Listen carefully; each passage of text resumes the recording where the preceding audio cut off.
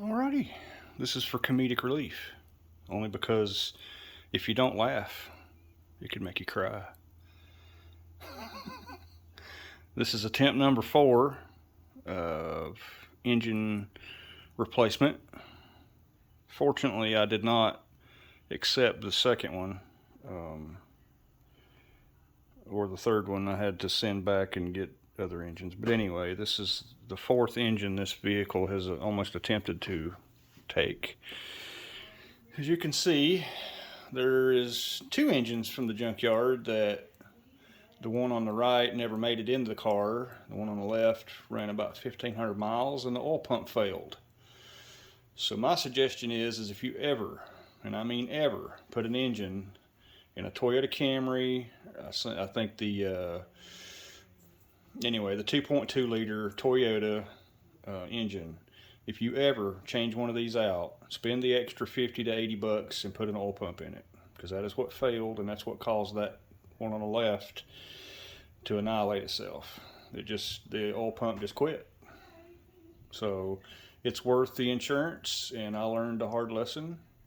Although it is a used engine and they did warranty it, they made it good, so it's just labor on my part, which is really not that big a deal.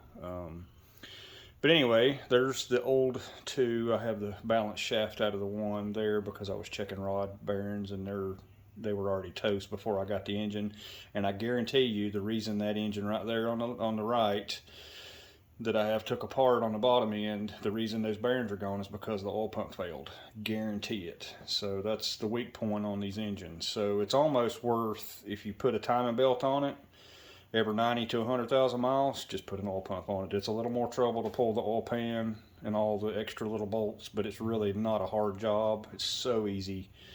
Just take it out, be done with it, put an oil pump in it, put it back together, and that way you're good for another 100,000 miles. And to be honest with you, if the oil pump doesn't fail, these engines are nearly bulletproof. So this is number 4. Of course, I'm counting the engine that was originally in the car, and the oil pump failed on it as well, and it annihilated. Number 1 is always the first one to go.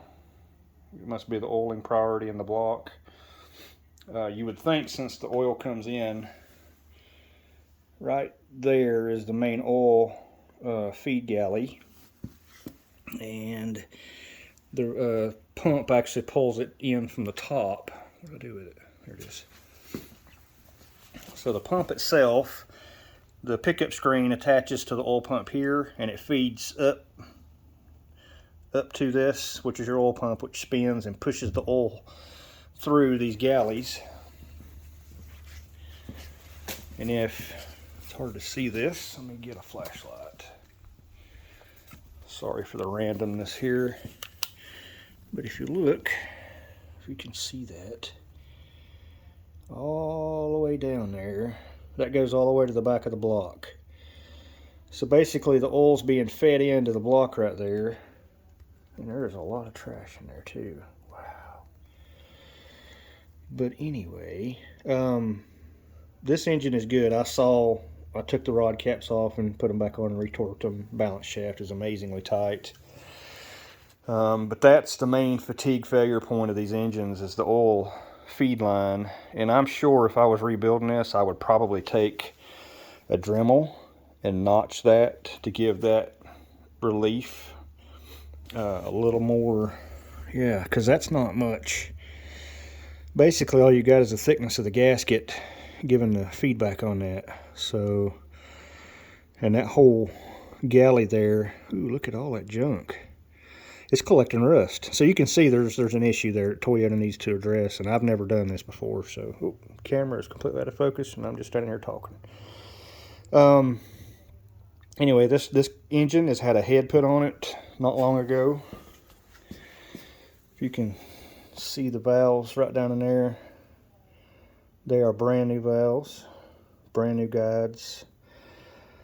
When I pulled the valve cover off, it looked literally brand new. This head, the engine itself's probably got some miles on it, but the head probably only has at best 30,000, if even that. I'll show you the difference here. This is the engine I just took out of the car, and you can see there You know, the guides are a little rusty. See that?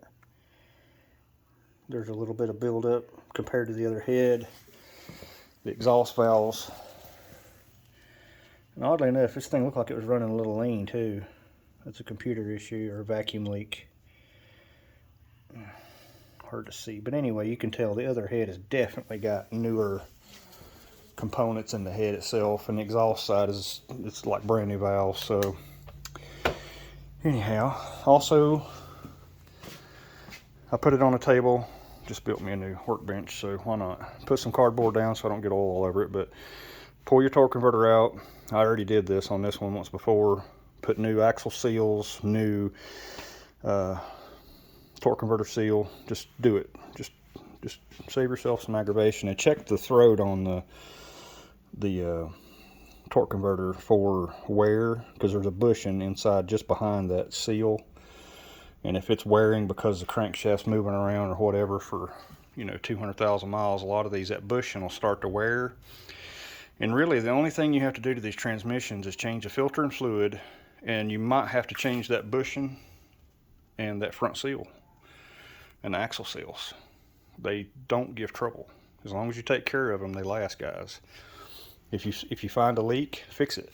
Don't let it just keep leaking oil and dumping oil in it. Just, if you're going to DIY this stuff, DIY it. Don't put it off. And anyway, you can see this, even this balance shaft is not original. So this engine looks like a rebuild to me.